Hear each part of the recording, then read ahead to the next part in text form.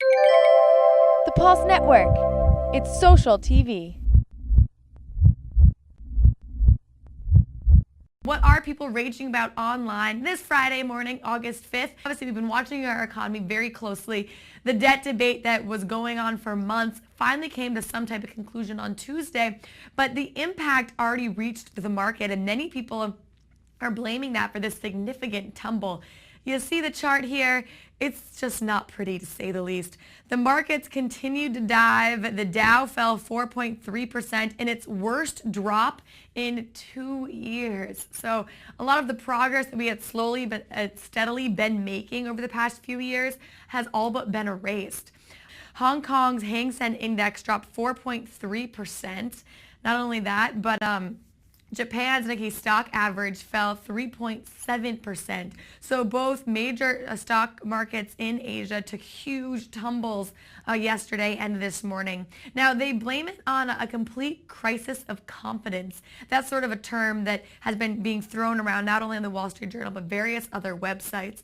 In fact, the head of Asia Pacific Futures, Toby Lawson, quoted that completely. He said a complete crisis of confidence has emerged in the market, and that loss of confidence has led people to shed their holdings and assets, particularly equities, and jump into cash. Now, this new tax data that's being reported is back from 2009, but it cites that of the 235,413 taxpayers who earned $1 million or more in 2009, a whopping 1,470 of them paid no taxes. Now, they remind us this is in mid-2009 when incomes were falling, unemployment claims rose, and the U.S. economy shed nearly 2 million taxpayers. Some of the millionaires simply weren't paying any income taxes at all. Congress has been making headlines over this whole debt deal, both the Republicans and the Democrats. But now the CBS News poll, it's nothing good. They partnered up with CBS and New York Times, and they find that 82% of Americans disapprove of the way Congress is doing its job. The highest disapproval rating since polling began in 1977. So in the history of the polling of Congress, this is the most disapproval that has ever been garnered towards the Congress. In fact, just 14% approve of Congress's performance. And it's all due to Turkey. That's right, some tainted gobble from Cargill, one of a very well-known turkey distributor here in the United States. They have already recalled more than 35 million pounds of ground turkey a few days ago. But now, unfortunately, the Wall Street Journal is reporting that many of that tainted turkey might already be in U.S. homes. Now, what's happening in Somalia right now is truly, truly devastating.